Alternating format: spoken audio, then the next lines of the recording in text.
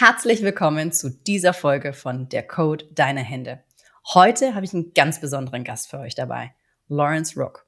Und zwar ist er in der UK ein Selbsthandanalytiker. Er ist Psychotherapeut und an der Stelle macht er tatsächlich richtige Forschung an den Händen. Und da er effektiv an der Stelle reines Englisch spricht, wird auch dieses Interview komplett auf Englisch sein. In diesem Sinne, viel Spaß. Welcome to my podcast, The Code in Your Hands, if I would just directly translate it there. So nice to have you here, Lawrence. It's really an honor to meet you here and to interview you. Thank you so much for your time. Thank you for inviting me.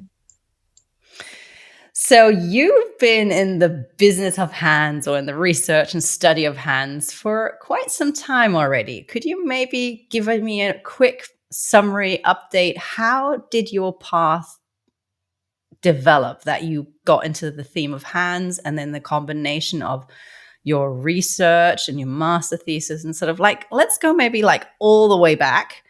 And how did this develop in your life? Yeah, right. So I think when I was probably about 15, I was always very interested in psychology and always really interested in understanding people.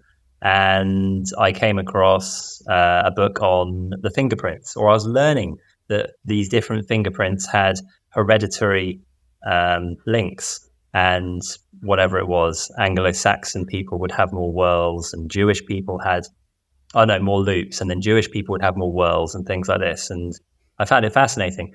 And then on top of that, there were all of these personality characteristics that came with them from a kind of palmistry or hand reading perspective. And I've always been quite outside of the box and quite open-minded. So I found this really fascinating. And then I found out that I had a specific fingerprint, and it was really accurate in describing something about me at the time. And I was just fascinated by that. So from about 15 or 16, I started looking at my friends' hands. And then by the time I was 20, I was doing it professionally. And I did a few other things alongside. I did a degree in Chinese medicine, and then I was integrating the hand analysis into the diagnosis. I was trying to find kind of like a medical system that you could look through the hands in relation to Chinese medicine. But Chinese medicine already has its own diagnostic system, so it didn't really need something else on top of it. So I was thinking, well, how can you give more credibility to this subject? How could you give more validity to hands? And I figured, okay, you need to look at this formally through psychology. So I started to study psychology, and I did a degree. And then for my master's in psychology, I did a systematic review, which is when you look at all of the previous research that's been conducted and you compile it to then try and find an answer to your question. And I was looking at whether biomarkers in the hand can correlate with mental illness. So this is what I did for my master's thesis. And it was really interesting. I found it fascinating because I'm diving through all of the scientific literature on hands. And what you find when you look at the scientific literature is that there is a lot, but it's all compartmentalized.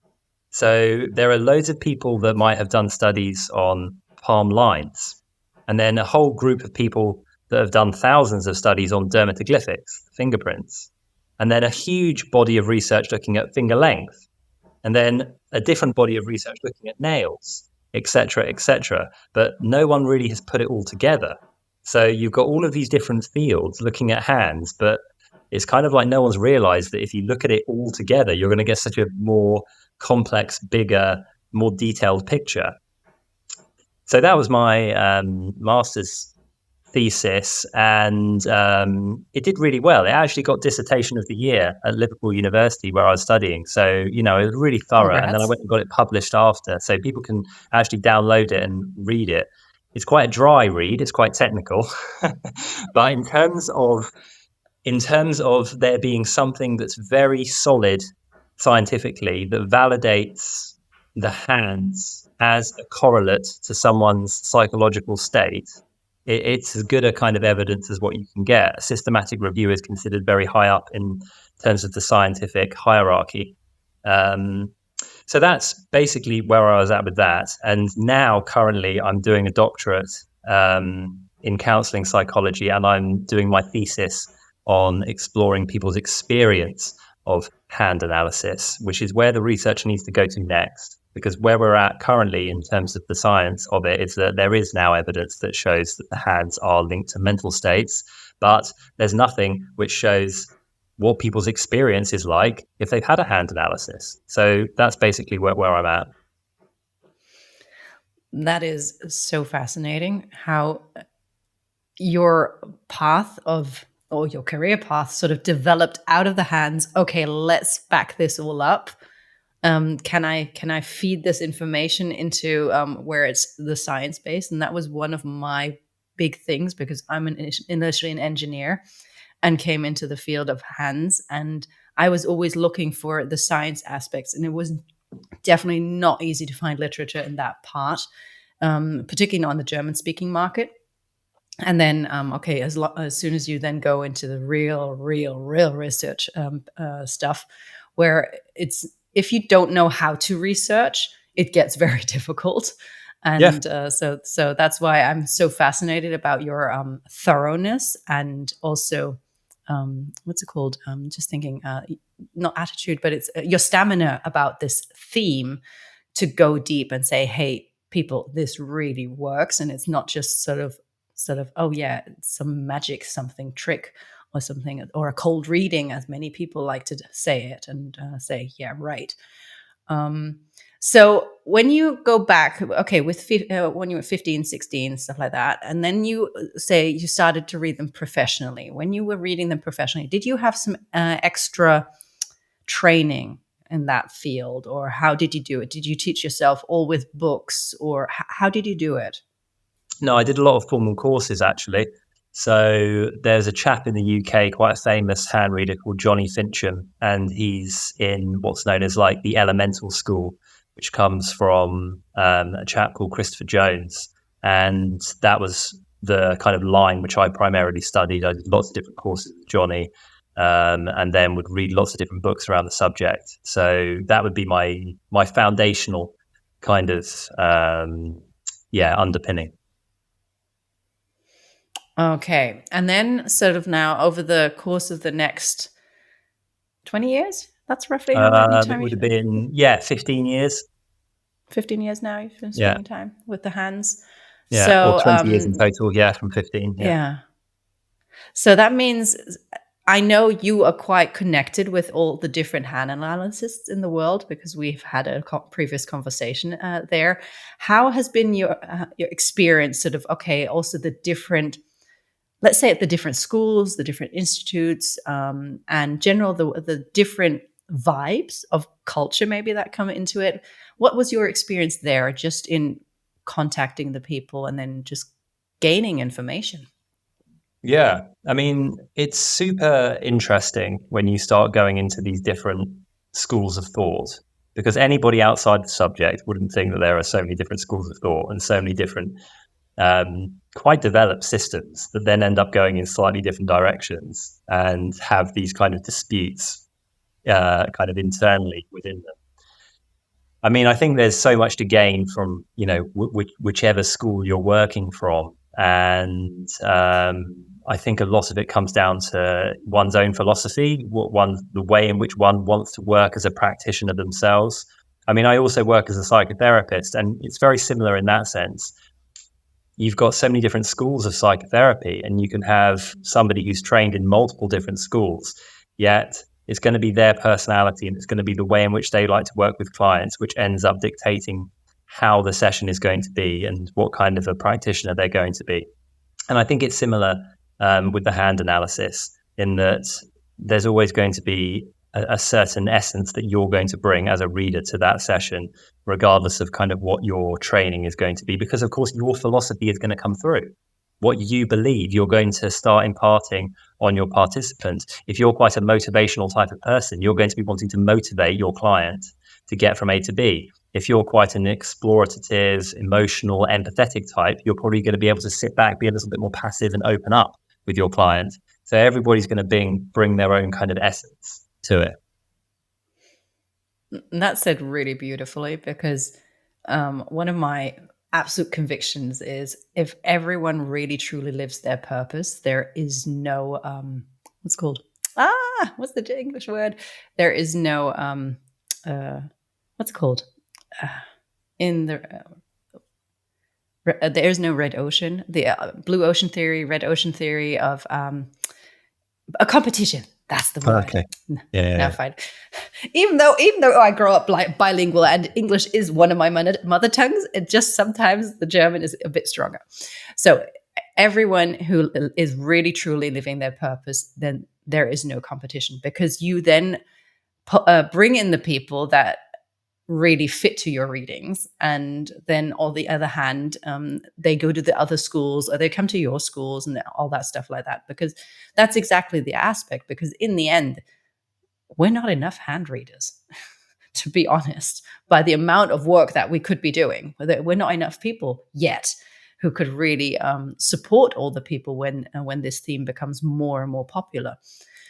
And so how have you been bringing the hands in general into your psychotherapy aspects, maybe in the counseling aspect?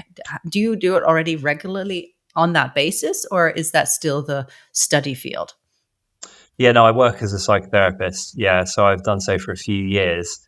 And some clients I will keep very separate, and that's absolutely fine. I've got a different relationship with them that's purely psychotherapeutic. And others, I will do a hand reading session for them, and then we'll go back to the therapy. Or I might do a hand reading session with someone, and then they come for therapy. And it's interesting. The two are very different.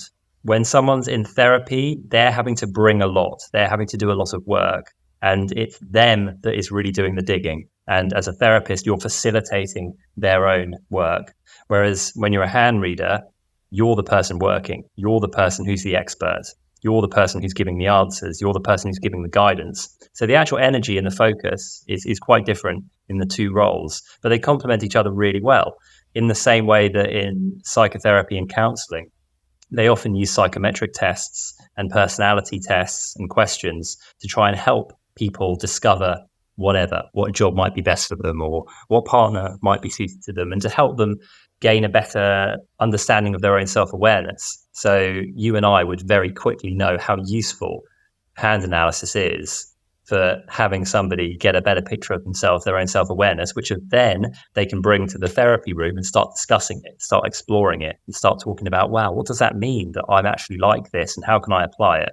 So that's how the two can kind of fit together. And part of my motivation for doing this thesis is to try and explore the utility of hand analysis from the lens of traditional psychotherapy and counseling, because I do believe that potentially the best way for this subject to be more mainstream, to be more accepted, is through counselors and psychotherapists, is through people who have already got an existing client basis and want to try and understand their clients more.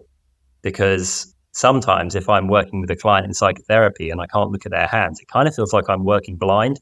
I'm talking to them, I'm working with them, but it's like, I just know it'd be better if I could just have 5 minutes and then we could clarify things much quicker. Yeah, the hands are a shortcut. Yeah. When you can, they're just a shortcut into the personality and all sorts of other traits of Yeah, the person. everything.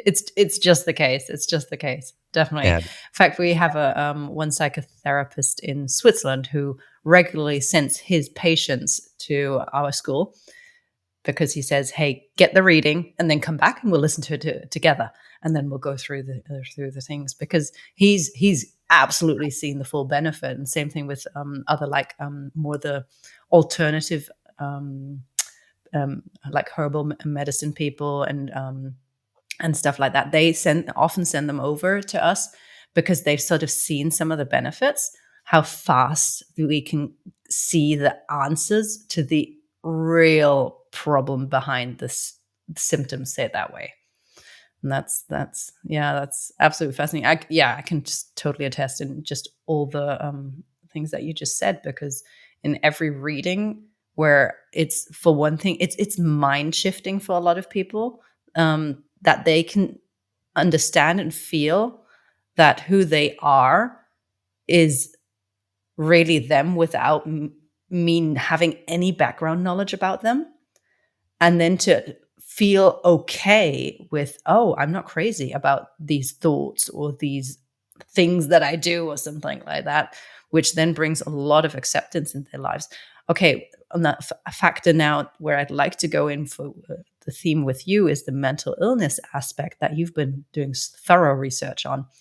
How have you found the correlations there? Now, that would be really, really interesting. Yeah, so the correlations are strong enough to say that they're definitely there. However, to talk about it from a very technical perspective, you're not going to find any single biomarker that's going to be, a sign of ADHD or a sign of whatever bipolar disorder. And this is the issue that a lot of researchers in that area make. They take one biomarker, such as whatever, the dermatoglyphics, or even less. They take the digit ratio to do with the fingers, and they go looking for, is there a correlation between the digit ratio and ADHD? And yeah, you're going to find a correlation there, but it's never going to be enough to specifically identify somebody as having ADHD through this finger ratio. It's never going to be enough. Now, there's a very interesting piece of research, which is maybe the best piece of research done, which is into schizophrenia. And the researchers were using a combination of 7 biomarkers to identify schizophrenics. And what they found, that with a near 80% accuracy, if you look at these 7 biomarkers in combination, they can identify schizophrenics from other people with mental disorders with basically an 80% accuracy, which is phenomenally high. And if you can do something with an 80% accuracy within medicine, that counts as a clinical biomarker, because even some cancer tests don't have an 80% accuracy. The markers that he was looking for was a very short or broken, poor quality headline. That was the number 1 indicator. Number 2 indicator was a very poor quality, weak lifeline. Next indicator would be like kind of clubbed knuckles, and something called like a strange skin fold, basically short fingernails. So a strange malformation in the fingernails. Those are the primary markers. So if you had 4 of those markers, and there were a few others, that would indicate very, very strongly that someone would have schizophrenia with a high accuracy, much higher than any other test. That is incredible. Matt, it's crazy, isn't it, that it can be like that? Amazing and crazy and incredible and helpful as well, on the other hand. Yeah. I think the thing that's so interesting about it is it's really the only study where they're looking at things in combination. And if you take any one of those things in isolation, you're not going to find anything strict with it. It's not going to be that a weak headline is going to be predictive enough of anything. But because they're looking at it in combination, that's really significant. And then, of course, it goes to show that if you look at the hand holistically, that's the way in which you're going to get the most use, the most utility from it. That's the same thing with reading body language. That's where I often bring in the example with people. Sort of one biomarker will say nothing about a whole person. So like if someone blinks very often, it could be that it's not because he's lying or something. It could be because he's wearing contact lenses and the room is dry. So it's never just one thing. You always need the combination. And the holistic approach really makes it, that just makes it so valuable at that moment, because that's when you start combining all the information. And that's where the magic happens in the readings. It's not when you go through as I say, the shopping list of biomarkers and say, oh, by the way, you have this headline. By the way, you have this lifeline and stuff like that. The magic happens when you say, okay, with this headline and this gift marker plus this and these fingerprints, that means blah, blah, blah, blah, blah. And maybe how do you experience it when you do your readings? I mean, that's exactly it. But that's the art. That's the thing that you can't really teach, isn't it? It's much harder because you need to then be weighing up, well, actually, that headline is pretty strong, so I'm going to lean on it more than I would be leaning on this market here or this over here. And Yeah, I mean that's where it gets complex and deep and intricate, and it takes years and years of experience. But people are complex, deep, and intricate, so it shouldn't be easy. You know, you're looking at someone's life, and yeah, it is complex. Another thing I'll say on the research, whilst I'm thinking about it as well, is so much of the research is challenged by poor definitions of the lines and the markings. It's actually quite hard to define, for example, what is a simian line, because you and I, by eye, would have a pretty good judge of what we would deem a simian line. But if you try and define that in scientific language so that a group of objective researchers could identify a simian line, it actually becomes quite tricky, especially if they don't know the other markings on the hand. You know, they're not aware of when you've got, you know, an extra emotion line or a heart line coming up, and maybe a double headline that might throw them off. So a lot of the research, the standard of it is actually quite poor, because there just isn't that really tight classifications. Yeah. That's a really, really important thing, because that, particularly the simian line, is one which is also a diagnosis form for Down syndrome. Down syndrome. Thank you very much. I was trying to find the word. And I remember when my son was born in the hospital, they opened his hand and were checking his hand lines. And I thought, what are they doing? And they said, oh, he has this. In German, it's Vierfurchenlinie, but it's the simian line. And I looked at his hand and said, no, he doesn't. And they sort of looked at me sort of, how do you know, sort of thing. Well, I read hands, people. And that's exactly the point. These are people that are looking at babies' hands all the time, and they are writing the statistics, but they're writing them wrong because they can't read the lines. And that then also triggers false information. Yeah, completely. Yeah, it's that. Yeah, it's a strange world, the world of like hand research. The tightest domain is dermatoglyphics, because that's really well established in terms of the research. There's literally tens of thousands of research papers on dermatoglyphics. So you've got some really good data and statistics in there.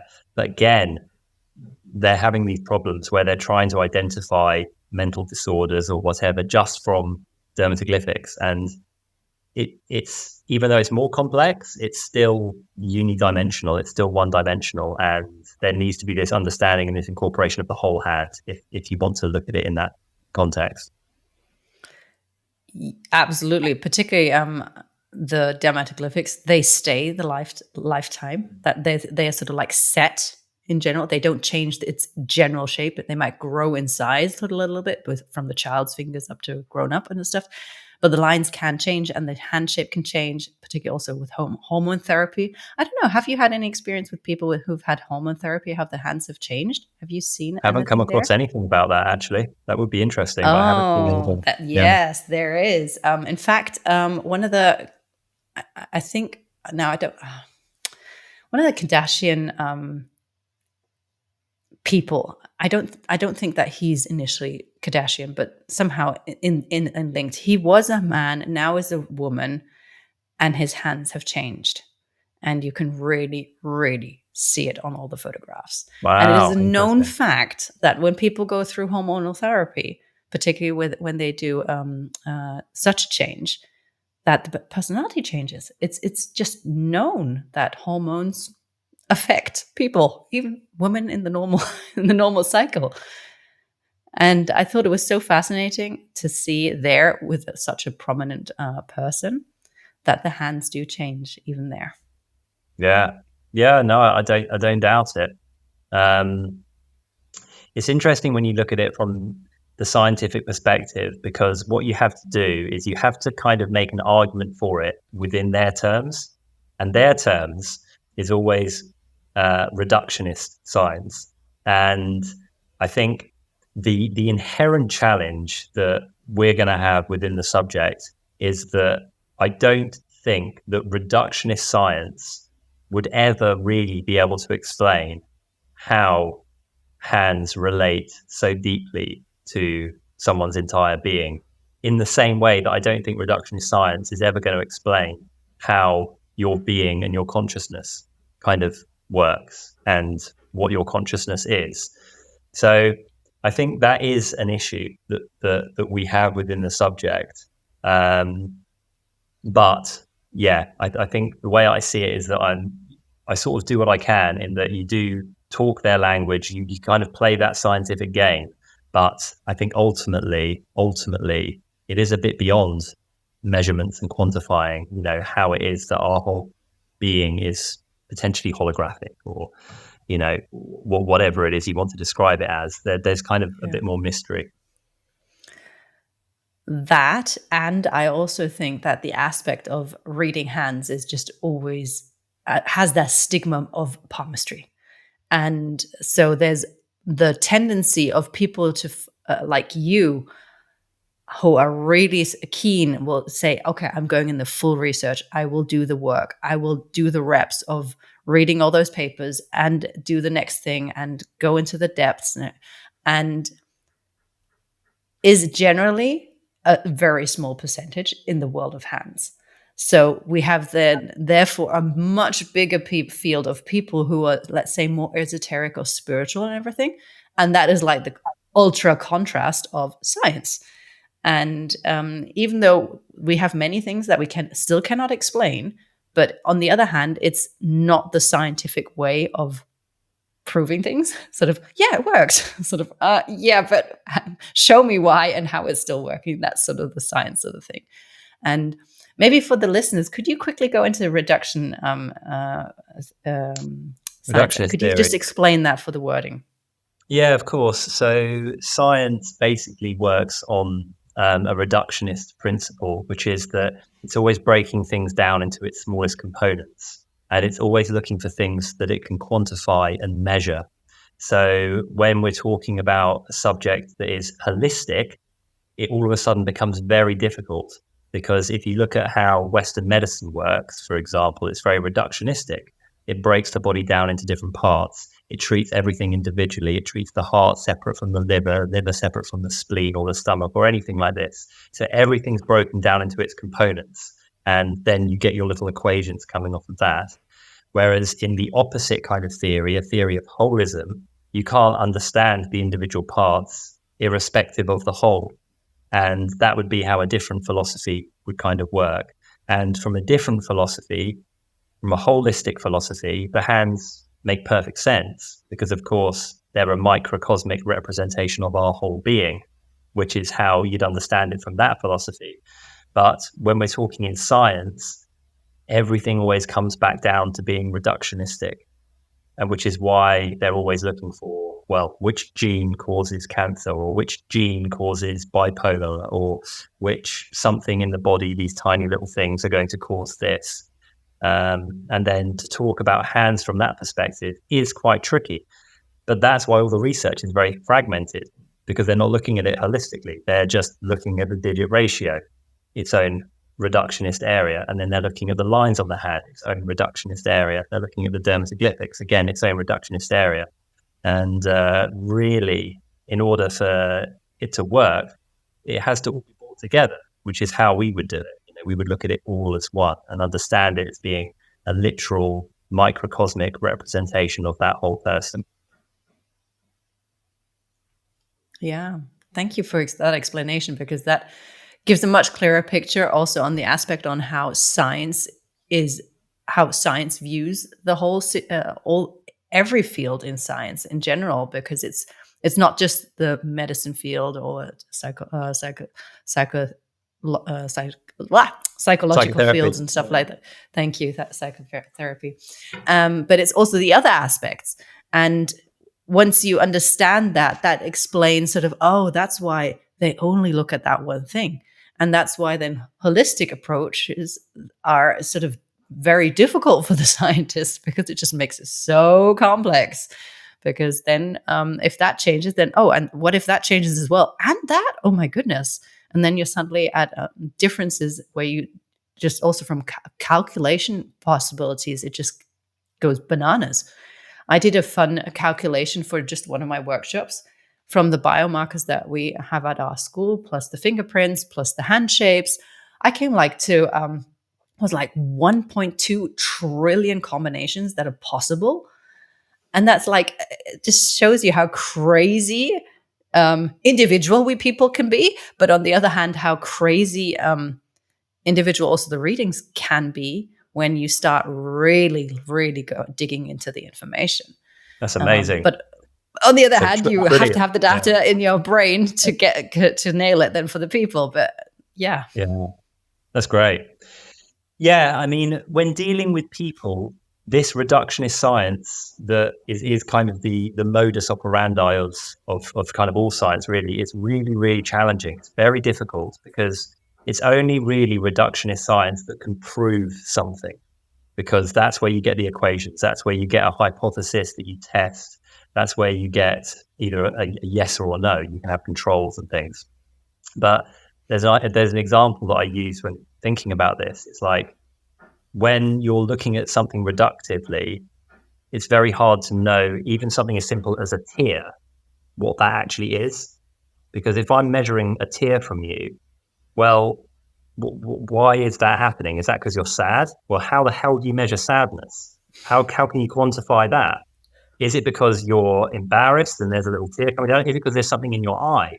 So even something as basic as fluid coming out of the eye, there's so much meaning behind that can't be quantified, that can't be measured. So all reductionist science can do really in that situation is say, look, there's a bit of something coming out of your eye that looks like water, but in terms of pain, sadness, it completely falls apart. Yeah, the emotional field is just like, oh my goodness, we're going to rip the whole theory apart otherwise. Yeah, totally. But the thing is that that's obviously the most real thing to us. You know, nothing's more real than our feelings, than our love, than our experience. Yet those things can't be proved or measured. So it's kind of like, where are we? Exactly. Wow, you're really bringing in new point of views in my brain. I'm loving this. Thank you so much. This is so much fun. But yeah, it's just a simple tear. It's just, how do you want to measure the emotional aspect behind it? No way, no chance. It's very difficult. A lot of this thinking also comes from me basically having to introduce myself for 15 years as a hand reader. And when you introduce yourself for 15 years as a hand reader, you better have a pretty good defense for what you're doing. You better have a pretty good explanation for why it is you do what you do. So yeah, within 10 minutes, these are probably the kind of conversations I'm having with someone when they're saying, what, how, why? So out of curiosity and fun, how do you introduce yourself? Depending on how I'm feeling, I might introduce myself as a chirologist, would be how I'd phrase it, or a hand analyst. Or if I'm wanting to play my cards quite close to my chest, I might just say I'm a psychotherapist. Similar with me. Sometimes I just say I'm an engineer and that's it. Even though I don't really do the engineering side anymore. But yeah, sometimes it's just sort of the easy way to go. Like when I don't know, some doctors, when they ask me sort of, what do you do for a living? And I know the question is because they ask the question not because they're really interested in what you do. They want to sort of know on which level, how can they talk to you? And also sort of, mainly also maybe money benefit, money aspect or something like. But that's also the fascinating thing. Depending on the setting, who are you in the setting? Totally, yeah. It's funny. I've done a lot of traveling in India, and I've done quite a lot of hand reading in India, and they do it very differently to how you and I would do it. It's a very predictive, fortune telling kind of auspicious system, and they don't really incorporate sort of the empirical foundations of what you and I would do, which kind of came about in sort of the late 19th century. But when you say you're a hand reader over there, you're elevated to status of doctor straight away. They take it very seriously. So you say, oh yeah, actually I'm a hand reader. You know, they're like, get the family round, start making a little queue, asking all these things, inviting you to their home. So yeah, in terms of that culture, they do take it very seriously. Yeah, it just also shows in general how different the different cultures see different knowledge also from that aspect. And what it then gives them also as a stability aspect, because that's also something what I've noticed a lot in my readings. People really come into the readings because they want, for one thing, answers, but also when they go out and say, hey, Nadia, you gave me so much stability and clarity for my next steps, even though I'm not doing fortune telling at all. But sometimes the people do come around and say, hey, Nadia, you told me I would leave that job. And I said, I never, ever said that. And then that's the aspects of, okay, what did I say and what did they hear? And then bring in the culture aspect. It's just so fascinating. And now that you've really brought the reduction view in science, and then just the tier analogy, I'm just thinking it is like absolutely impossible to bring hands scientifically, to bring it down in a nutshell how the pure science would love to have it, because it is so complex. So complex. And, this is what I've been thinking about for years. And, I'm not sure it could ever really be done in that way, in the same way that you can't ever prove Jungian psychotherapy or Freudian analysis or existential therapy or person-centered therapy. You can't prove them in that same way because they're not, that they don't fall within the measurable, quantifiable graphics that is needed for basically reductionist science. Science can't deal with feelings, poetry, meaning, emotions, all of those kind of things. Yeah. Even in medical studies, I was reading into, particularly when it's all about drugs and all that stuff.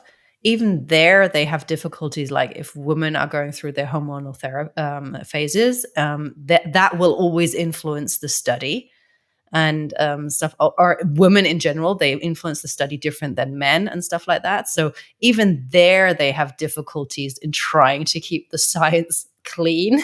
Let's say it, because we are such complex beings, and even there, where you think it is so scientific what they do,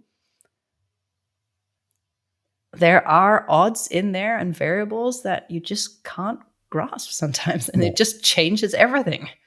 Yeah, completely not. Yeah, completely.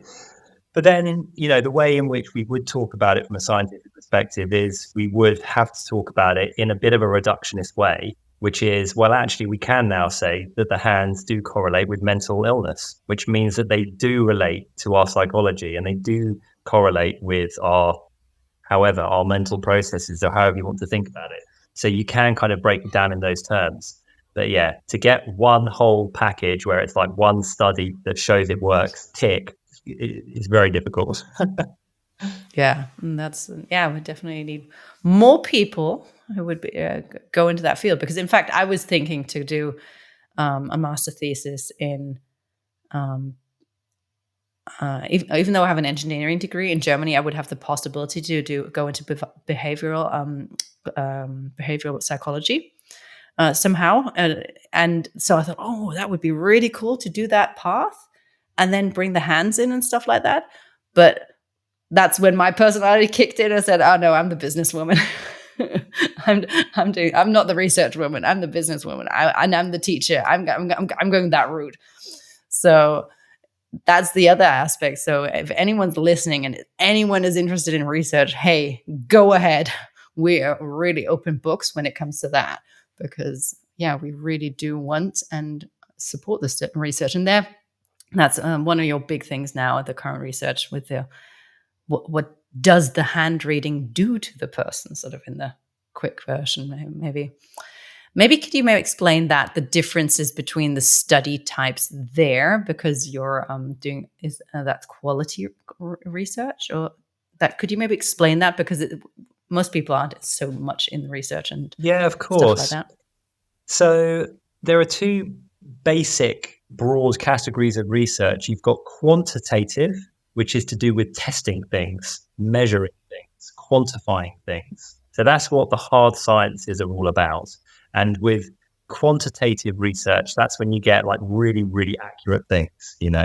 How fast is this plane going to go? At what kind of trajectory is it going to collapse? That sort of stuff. That's quantitative. And then you've got qualitative, and qualitative is a real difficult area because it's kind of a science, but then in reality, it's also kind of not that tight. And qualitative deals with everything that quantitative can't. So if you're talking about something like someone's experience of moving to Germany, it's like, right, how are we going to research that? That has to be qualitative. Yeah. Because we're going to have to interview people. We're going to have to ask them what their experiences was. We can't measure their experience with anything any other way. So there are certain things that have to be qualitative. And in terms of psychology, but counseling and therapy, lots and lots and lots of the research is qualitative because that's how you really get to understand what people are experiencing and what's going on for them. So I'm applying that and treating hand analysis as if it's a holistic therapy. So I'm categorizing it as a holistic therapy, a holistic psychological therapy, and I'm now going to just go from the start. Right, what is people's experience of hand analysis? There's no information on this. There's no science written about what it's like to actually have a session. Let's open it up. And then once it's been opened up and we've got all this data, we can then compare it. Is it similar in any ways? Does it sound similar to traditional psychotherapy? Does it sound different to traditional counseling? Is it similar in some ways to other holistic modalities that are perhaps more accepted, like acupuncture? What is it that people are getting from it? All of these kind of questions. So valuable. So valuable, because that's the thing, sort of the pioneer work that you're doing here in this area is going to put a lot of foundation for a lot of people, because particularly I notice it with the students in our school. They say, oh my, but I say it's scientific sort of thing, but where's the feedback? Where's the backup? Where's the information where I can really say that it really is researched and everything? It's like, yeah, there's not much there, but when we put it all together, it's there, but it's not the version where you would like to say, oh yeah, Harvard has a degree on it, sort of thing, what a lot of people hope for. Because in the end, and this is the thing with sort of new researchers, I would just say it's a new research field in the way you're doing it, particularly with this angle on the topic. Yeah, it takes time. It takes time. It does take time, yeah, and science moves slowly. It takes time to push these things through. From a reductionist scientific perspective, in order to say something was valid in terms of your system with all the different markers, there would have to be a study done for every individual marker. That would be how that reductionist process would go. So, and then you'd need a study done for every single combination of those markers. So you'd need over 1 trillion studies. Yeah, and that's when you're going, okay, wait a minute. Where's the reality in doing that? Totally, yeah. I think it's very fair to say that what we do is influenced by scientific principles, which it definitely is. The scientific understanding of the dermatoglyphics, the fingers, the lines, the nails, all of that definitely shapes what we do. Yeah. In fact, that's my now approach when I introduce myself. I sort of say, okay, it's if we would say it's scientific, we can we hit the different scientific measurements that have to be required. Like it has to be reproducible. The theories can work and not work, sort of thing, and sort of all these different. Multipliable and teachable and stuff like that. So it's not the hard fact, sort of, okay, 3,000 studies have been done about this sort of thing. It's more the theoretical science view, where I'd say, okay, now we can say it from that. That's how I now position myself in saying, okay, it's a scientific understanding behind it, but it's not at a university directly. Although in the olden days, say it that way, German universities used to teach some type of hand analysis, and I know in New York there was a university that had some studies in that field. But in the end, it's not so humanly shaking, like something death-threatening like cancer, say it that way, where there's money being thrown at it. And that's another aspect where we definitely also have to be very open about this theme. We are a niche. We're such a niche. Very much so. And it challenges the paradigm of our current society. And the paradigm of our society is materialism, meaning reductionist materialism, which doesn't have an integrated understanding of consciousness, of anything beyond us being a bag of meat. So then as soon as you start to talk about a soul or purpose or meaning or consciousness, all of a sudden that doesn't fit into the actual rubric that this age is about. So inherently it's very challenging. It's a bit like trying to incorporate Eastern philosophy, medical philosophy, in the Western medicine system. It doesn't work. They're two philosophically completely different paradigms. So yeah, it is a challenge. But a challenge that we've accepted, say it that way, to bring challenge it out we've accepted. And people are getting more interested in holistic stuff. They really are. Everyone's starting to think, there is more to this life than just being this robot that walks around full of genes. Exactly. It feels like there is something else going on. And I think as soon as I would phrase it very often with people that you can't really separate mind and body. And if you try to separate mind and body, where do you actually do that? Where's my mind right now? It's in my finger. Yeah. And so this separation between mind and body is quite illusory, and it's a bit of a delusion as well, I find. And then once you accept that mind and body are integrated, then all of a sudden your body is what? It's kind of like a physical manifestation of your mind, your consciousness, these things. So you can make inroads, but it is still a different philosophy. Definitely. Wow, this was a very powerful conversation, and I'm really, really happy that we had the chance to chat like this and dive deep also into your research. And it is so valuable what you were doing. It is incredible. I'm so thankful that you're working and going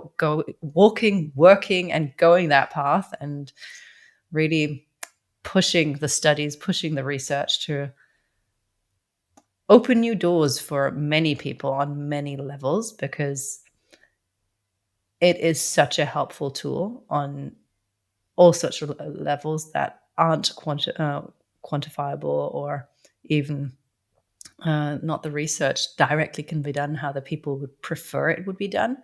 But in the end, it's all about that everyone is not only feeling better, but doing better and healthier. And it's so much more than just you have that type of headline. It's in the end, we really want to help people, and I can really see that with you, because you want to not only help people on a level when in the one-on-one, you're helping people on a level where you can really shift a lot of things, and the thought about hands, where it could really help people in masses when we're talking about like going into psychotherapy, where they then learn this tool. Now that would be absolutely crazy and mind-boggling, because I know what that would change for the people. Yeah. And I do think that would be for me, it's the most obvious route in. And it's the most obvious route where there could be a direct effect. I mean, there's so many uses for analyzing hands, right? So many when you start to think about it. But yeah, from my experience and where I'm coming from and from my perspective, that's the one that makes the most sense. Absolutely. Thank you so much for all your work and good courage going this alternative way. Yeah. It's not tricky going up against a very kind of traditional academic system when you're doing an unusual out of the box subject. But it brings in a bit of fresh air. Yeah. I think some people appreciate that. All right. Thank you so much for this conversation. I really appreciate your time and hope to speak to you very soon again. Thank you so much, Lawrence. Thank you. Thank you.